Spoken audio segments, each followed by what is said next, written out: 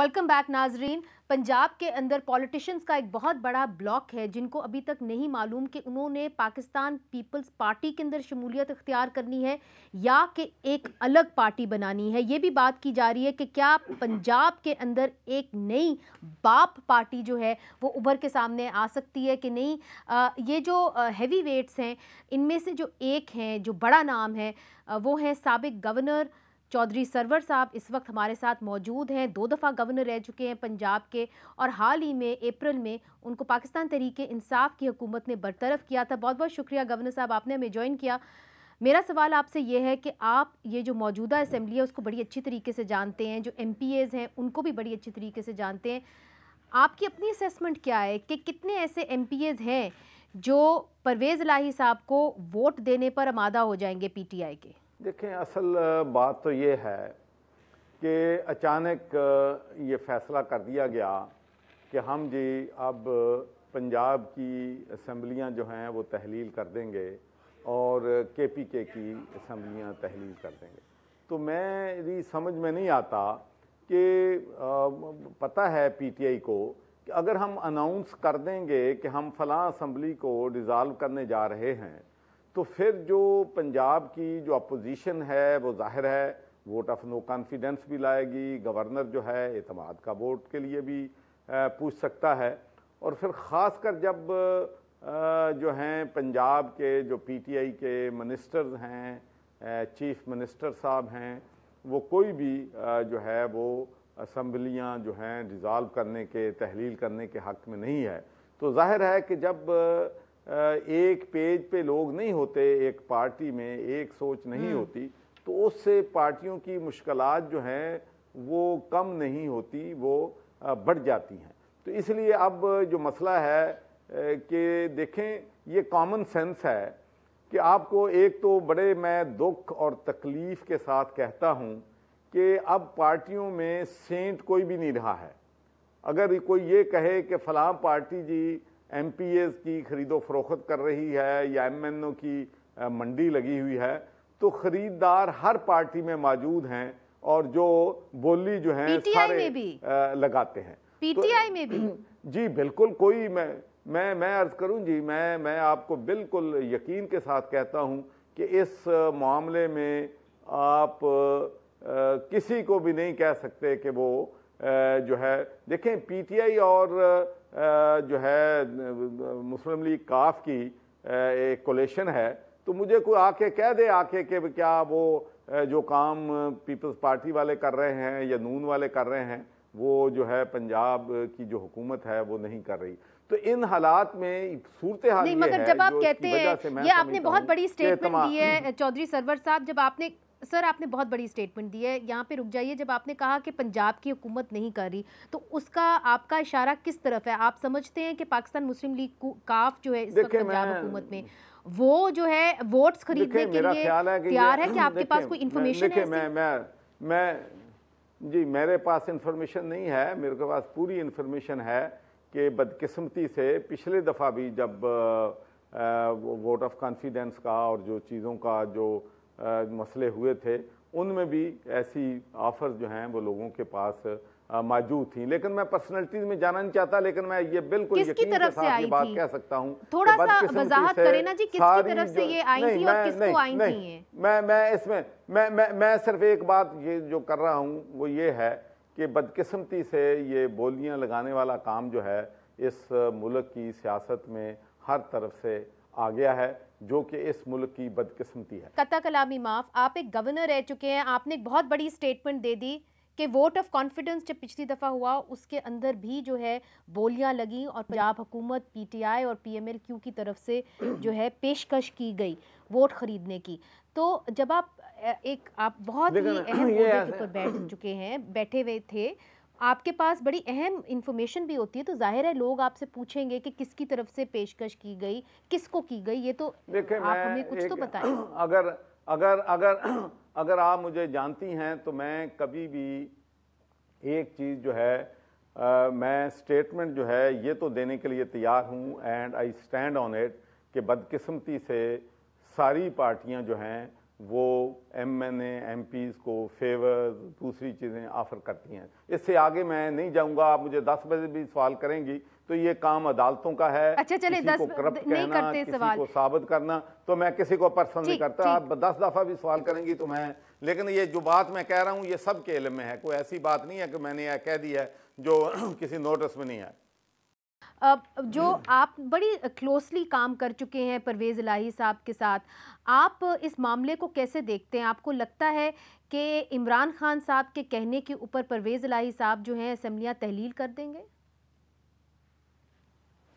देखें, अब पहली बात तो ये है कि अगर असेंबलियां तहलील करनी होती तो फिर इसके लिए अनाउंसमेंट करने की क्या ज़रूरत थी? चीफ मिनिस्टर एडवाइस भेज देता और असेंबलियां जो हैं वो डिज़ाल्व होती। तो यही वजह है कि ये जो डेट दी गई हफ्ते की डेट 10 दिन का, असेंबलियां तोड़ने के लिए अल्टीमेटम कौन देता है? उनको पता है कि जो अपोजिशन बैठी है वो कोई ना कोई ऐसा काम करेगी जिससे चीफ मिनिस्टर जो है असेंबलियां जो हैं डिज़ाल्व नहीं कर सकेंगे। तो ये बदकिस्मती है कि इस पॉलिटिक्स में ये सारे काम चल रहे हैं। तो मैं समझता हूँ कि अगर बात परवेज़ इलाही साहब उनकी मानते तो उनको बुलाते, उनको कहते लो जी कल रात को आज असेंबलियां डिज़ाल्व हो जाती हैं। अपोजिशन के पास मौका ही ना मिलता कि वो ना वोट ऑफ जो है नो कॉन्फिडेंस ला सकते, ना गवर्नर जो है एतमाद का वोट लेने के लिए कहता। तो अब भी मेरा अपना ख्याल है, ये मैं इन्फॉर्म्ड व्यू नहीं है, लेकिन मेरा अपना ख्याल है कि अगर वोट ऑफ कॉन्फिडेंस मिला या परवेज़ इलाही ने वोट ऑफ कॉन्फिडेंस लिया तो इसमें किसी ना किसी तरीके से अंडरटेकिंग जरूर होगी कि हम असेंबलियां जो हो वो तहलील नहीं करेंगे। बड़ी दिलचस्प आपने की है। और दूसरी तरफ से राना सनाउल्लाह साहब की भी बात आपने सुनी होगी। उन्होंने ये एक खबरदार किया है कि जी गवर्नर राज भी लग सकता है। आप गवर्नर रह चुके हैं, कितना आसान होगा गवर्नर राज लगाना, चूंकि उसके अंदर कानूनी पेचीदगियां बहुत ज़्यादा हैं? देखें, मैं आपको ये बात कहना चाहता हूँ ऑन द रिकॉर्ड कि जब पाकिस्तान तहरीक इंसाफ के वक़्त में ये बातें हमारे कुछ जो लोग हैं जो कहनी शुरू कर दी थी कि हम सिंध में गवर्नर राज जो है वो लगाएंगे, तो मैंने उस वक़्त भी ये कहा था कि गवर्नर राज लगाना मसाइल का हल नहीं है। तो कम से कम एक बात ज़रूर पाकिस्तान के लोग जो हैं जानते हैं कि मेरी जो भी पॉलिसी है, जो मैं बात करता हूँ वो कंसिस्टेंट है। कोई मेरी आप ये स्टेटमेंट नहीं ले सकते टेक्निकली कितना मुश्किल होगा जी नून लीग के लिए गवर्नर राज लगाना? टेक्निकली भी मुश्किल होगा। मैं कहता हूँ टेक्निकल मुश्किल भी होगा और दूसरा ये होना भी नहीं चाहिए। जो गवर्नर राज है वो ऐसे हालात नहीं है कि गवर्नर राज जो है लगाया जाए। देखें, एक बात मैं ज़रूर कहता हूं कि जब आप पार्लिमानी लीडर होते हैं, चाहे आप प्राइम मिनिस्टर हैं, चाहे आप चीफ मिनिस्टर हैं, आपको अक्सरियत जो है आपके पास हर वक्त होनी चाहिए। कोई भी किसी वक्त भी अगर चैलेंज होता है तो आपको हाउस में अपनी अक्सरियत जो है वो शो करनी पड़ती है। तो अब चूंकि गवर्नर ने वोट ऑफ कॉन्फिडेंस का पूछ लिया है तो अब हफ्ते में लें। हाँ, ये बात ठीक है कि आप ये नहीं कर सकते कि रात को आप कहें उसके बाद 48 घंटे में कहें कि आप जो है वोट ऑफ कॉन्फिडेंस जो है वो लेके आए। ठीक है, बहुत बहुत शुक्रिया चौधरी सरवर साहब, आपने हमें ये अपना जो कीमती वक्त है दिया और आपने ये कह दिया कि आपका जो एक असेसमेंट है उसके मुताबिक चौधरी परवेज़ इलाही जो हैं वो असेंबलियां तहलील करने से जो है हिचकिचाएंगे। नाजरीन, इधर जो है हम रुख करते हैं पंजाब से खैबर पख्तूनख्वा की तरफ, क्योंकि हमें ये कहा जाता है कि हम अक्सर जो छोटे सूबे हैं वहाँ पे जो एहतजाज हो रहा होता है उसको हम नहीं दिखाते। अब छठा दिन है कि इस शदीद सर्दी के अंदर जो वाना के लोग हैं वो दहशत गर्दी के ख़िलाफ़ अपने घरों से बाहर एहतजाज कर रहे हैं और कह रहे हैं कि अगर हमें अमन नहीं दिया गया तो ना ही हमारी तजारत चलेगी, ना ही हमारी मईशत चलेगी और ना ही हमारी जानें महफूज हैं। रिपोर्ट कर रहे हैं फ़ारूक महसूद साहब वाना से।